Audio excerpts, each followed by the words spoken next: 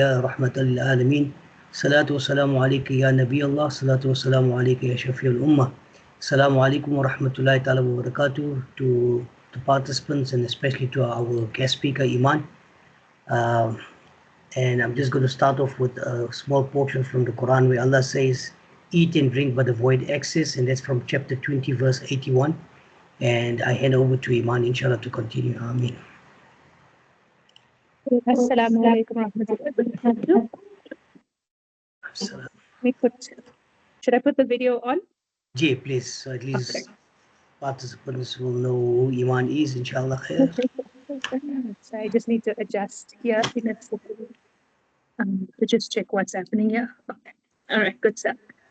Okay, this is like, I think, probably one of the best topics that I get to talk about. And I think it happens quite often, almost every year, that I get this opportunity somewhere along the line to specifically speak about Ramadan.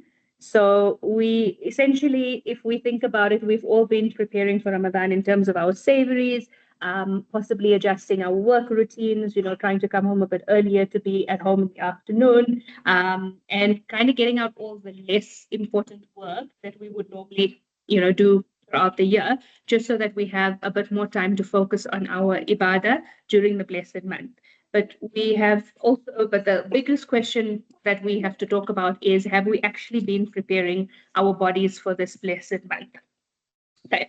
So if anyone has actually tried to do any form of diet before, be it a crash diet of some sort, or anything, you know that when your body has the sudden change in their intake, what actually happens is you start to feel quite sick. Some people experience a headache, some people have this nausea, you get this exhaustion, and dehydration, and then you get the severe cravings. Because I often have patients that will say to me, they're not big on eating chocolates and sweets and stuff, but the minute they start, put their mind to doing a diet of sort, then they start craving chocolates, for example.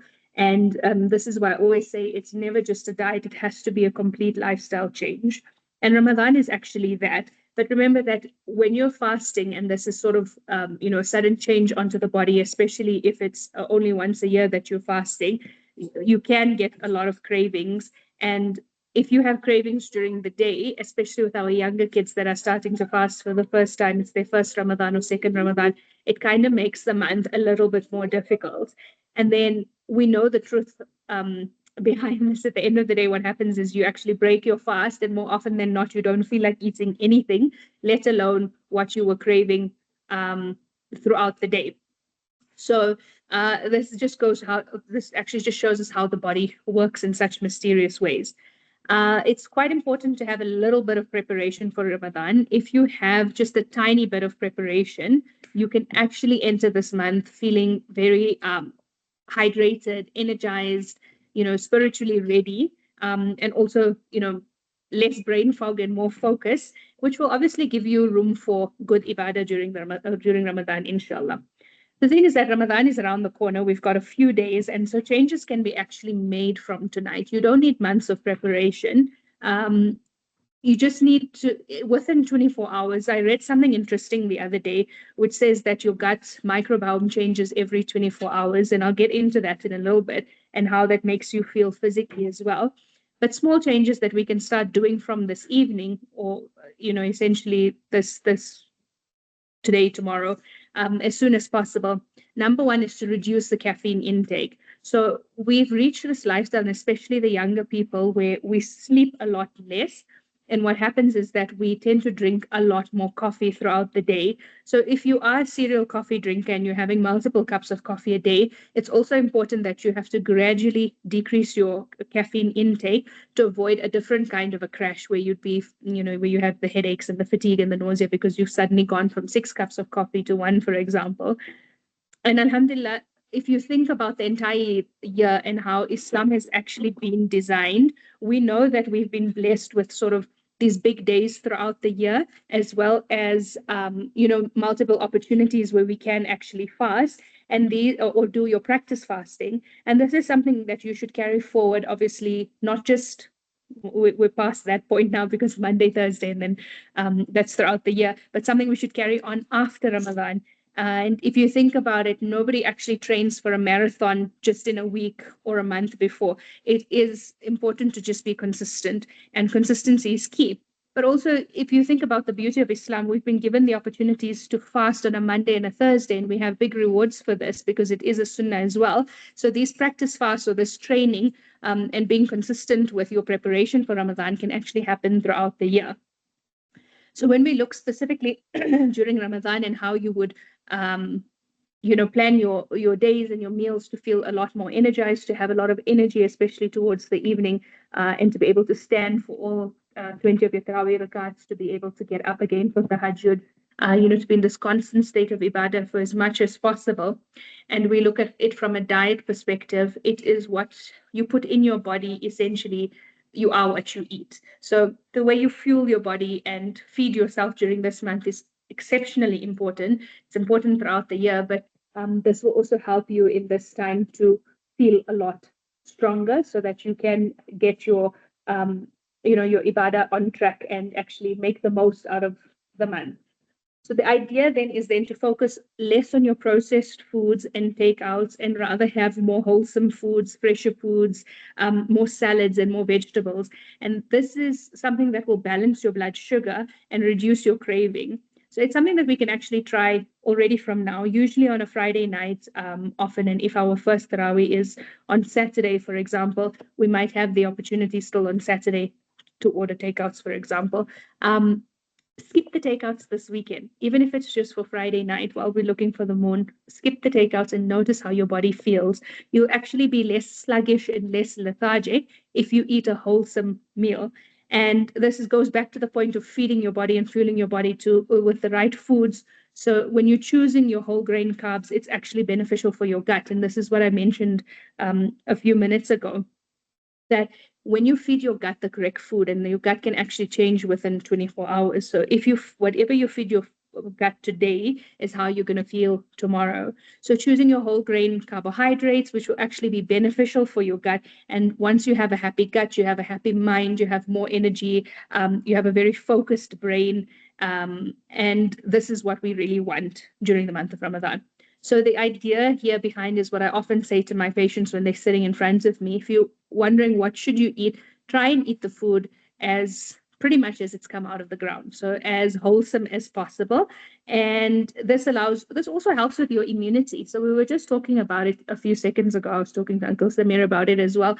You feel so weak and drained at some point, and especially mothers with young children.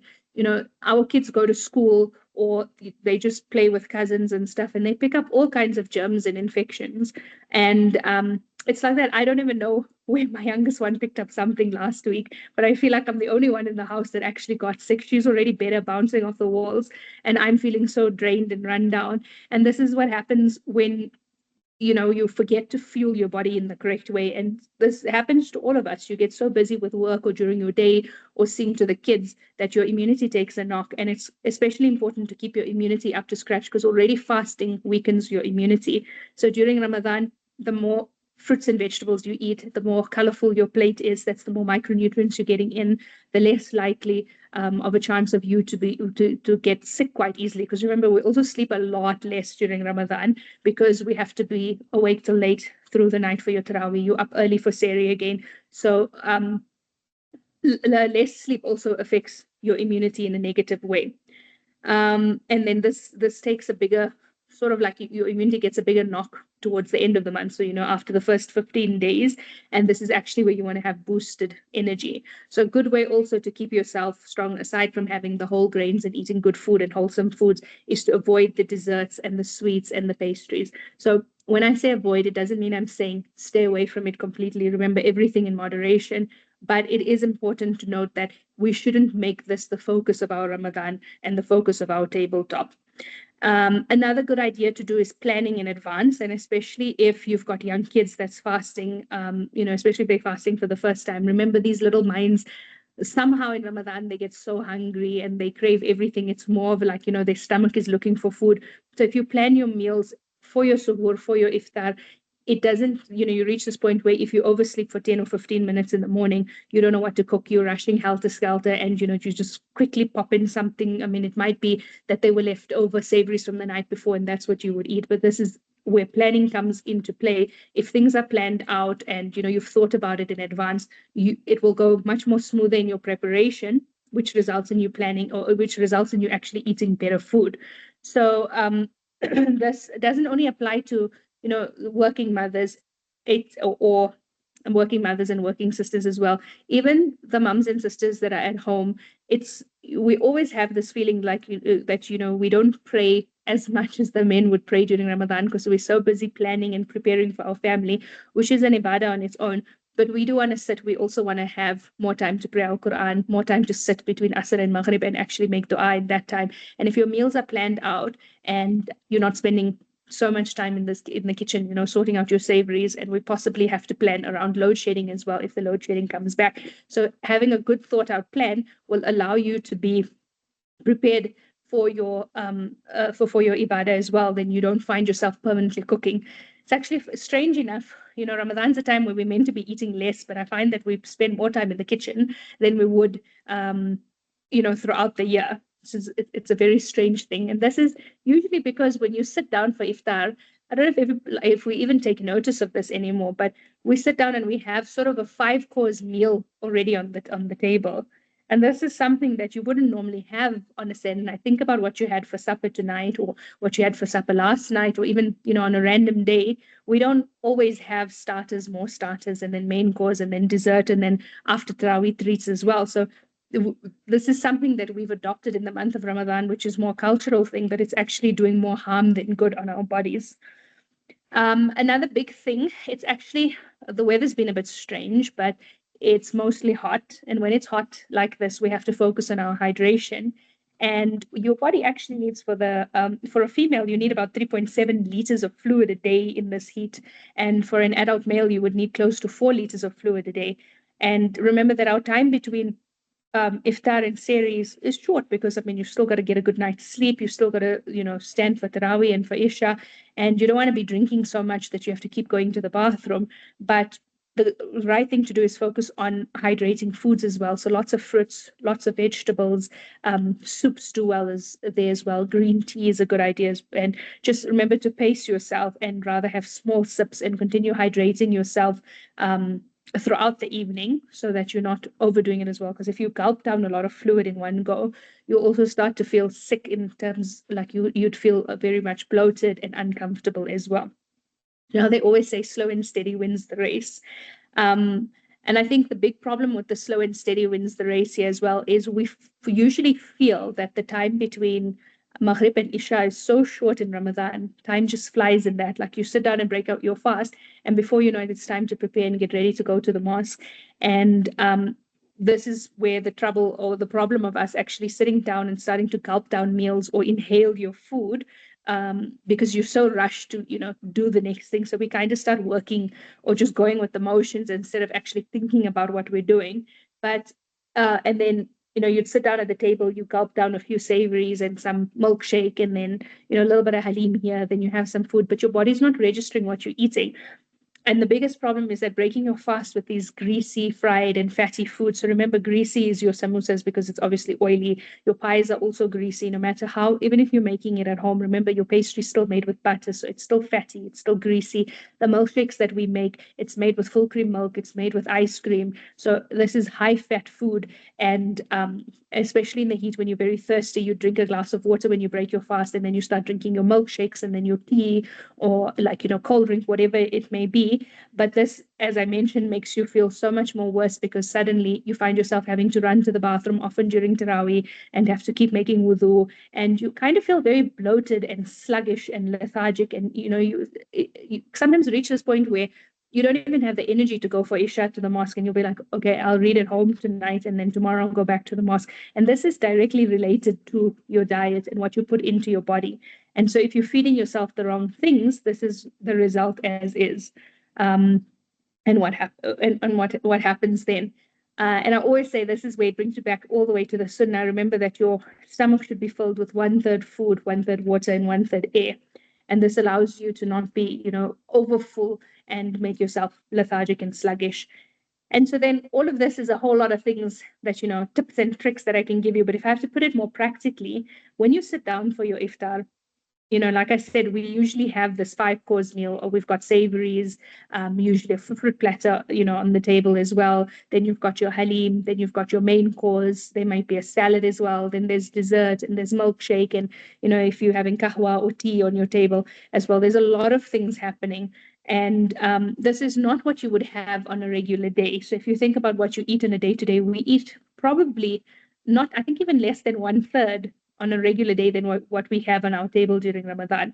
So the idea then is to focus and, sort of minimize what's on the table. It also minimizes wastage. Because if you think about the amount of wastage that you have, because if you don't eat it tonight, you're like, okay, you could reheat the food for tomorrow. But how often do we reheat your savories, for example? Once you reheat things in the microwave, like your pies and samosas, even if you reheat it in the air fryer, it doesn't have the same fresh taste. So we end up giving it away, whether we're giving it to our helpers or you're giving it to your gardeners or security guards in your estate.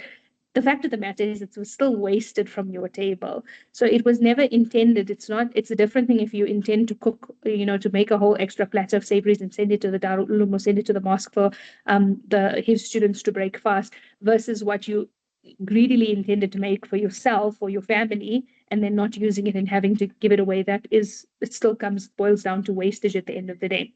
So practically, when you sit down to break your fast, you think of small things. For example, start with a date.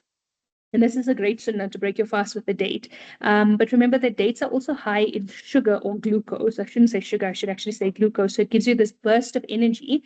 But dates usually have a good amount of fiber in it as well. And what happens with the fiber, the first thing that you're eating is a date, you've got this bit of fiber that starts to coat your gut and prevents this fast uptake of glucose from the rest of your meal.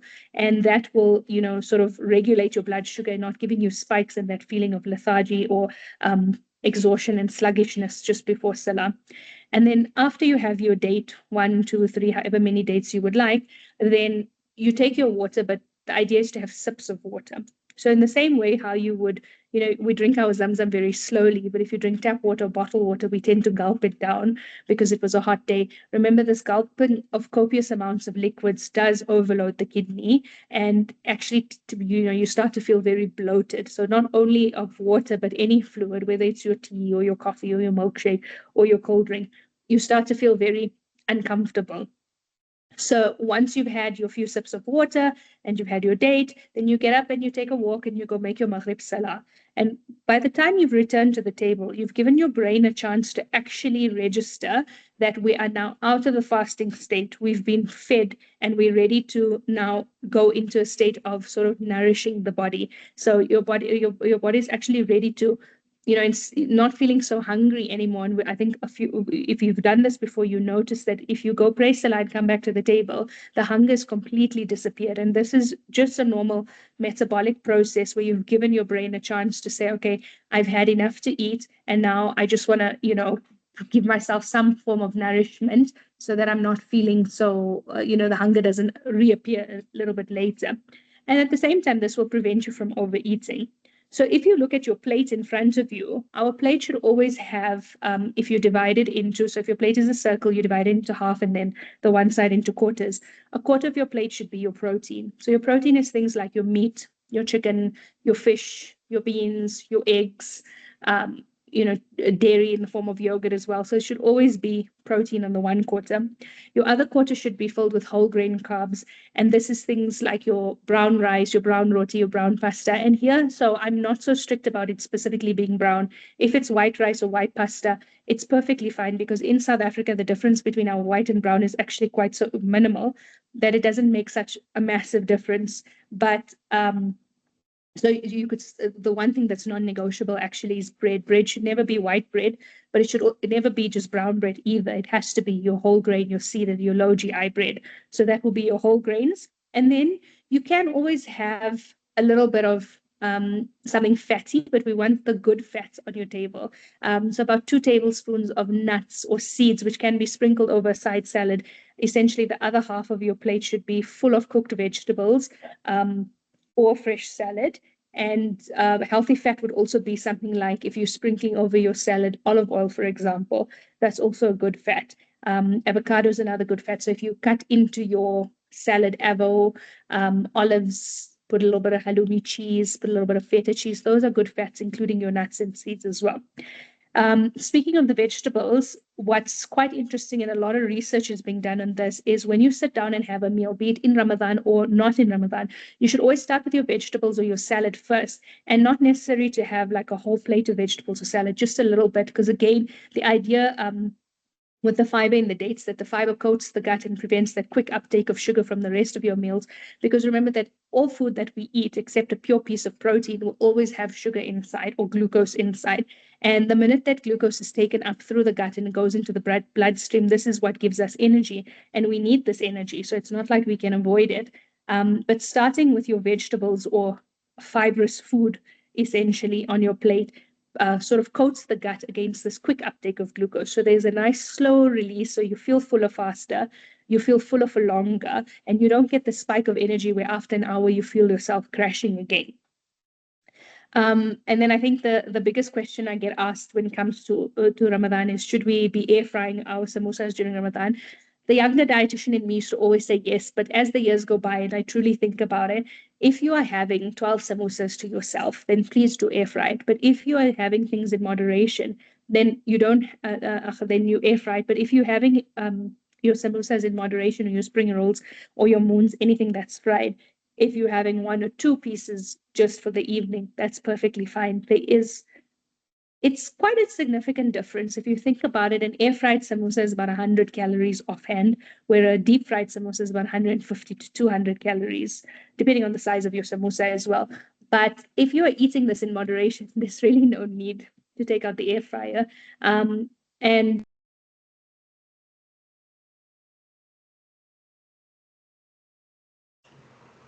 Iman, you're on mute. am I back? There. Sorry. Sorry about that. So yeah, so I've tried with the air fried samosas in my own home, but it doesn't work when you have young kids in the house. So I've started looking more into it. So the difference between a deep fried samosa and an air fried samosa is around 50 calories, which if you're having 1 or 2 doesn't make a big difference. But if you're having copious amounts of savories in the evening, then you would have to actually air fry it. So ultimately, my answer to this question is no. Rather focus on eating in moderation than, taking out the air fryer and starting to air fry your samosas. And or another option, which I find works very well, is to alternate your days where you have savories in the house. So it's sort of one day you have your savories for iftar, and the next day you actually have a good meal for iftar. So basically, by doing this, you're reducing the total amount of savories or fatty and greasy fried foods that you're having in your house on a day-to-day basis.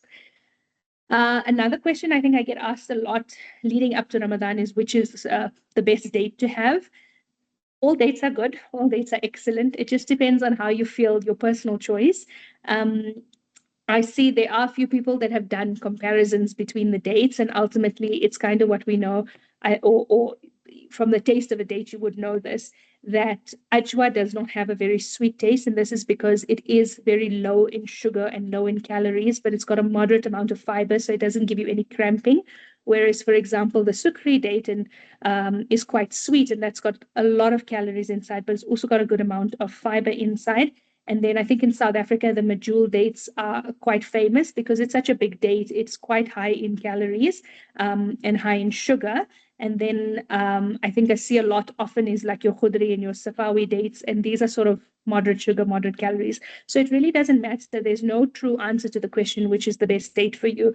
Unless you have diabetes, I wouldn't say avoid a specific date. But if you're diabetic, I would rather say avoid the sukri dates and focus on any other date, for example. And if you are only eating sukri dates, then it's 1 or 2 dates in the end. And then just to sort of come towards the end, because I think we're going to run out of time otherwise, ultimately we must remember that Ramadan, and the entire point of Ramadan is actually to recenter yourself and grant yourself another opportunity to align yourself spiritually and become closer to Allah subhanahu wa ta'ala. And if you actually think about it for a minute or two, leading up to Ramadan, the last couple of weeks going into Ramadan, including today, tomorrow, you'll sort of feel that this is where your heart is kind of aching the most for this month, and you want to have this reconnection with Allah subhanahu wa ta'ala. And I think this comes from the thing where the world is continuously spinning and time is sort of running out, and you always feel like you're missing out on time, and time's getting away from you. And I think as the years go by, and it's also one of the signs of Qiyamah, where you feel like you've got no handle on time. And we sort of reach this point where you kind of feel disconnected spiritually. And everything just seems to get better in Ramadan. And that's the whole point of Ramadan, is to reset it, to refine your connection with Allah subhanahu wa ta'ala. And in order to maximize the benefits of this month, we must remember that we continuously need to nourish our body, and we need to fuel our body in the correct ways. And ultimately, your body is an amana from Allah subhanahu wa ta'ala, given to us, to not just in Ramadan, but out of Ramadan as well, given to you to sort of put in the correct fuel, the correct energy for our night worship. And I think a good example or a good analogy for this probably would be, if you have a car that takes petrol and you put diesel inside, your car is not going to go. At some point, you're going to damage the engine. So in the same way, put the correct foods into your body so that you don't have the sluggishness and difficulty through the month of Ramadan and continuing thereafter. I think at this point, possibly I could open for a few questions, if anybody has anything specific that they would like to know.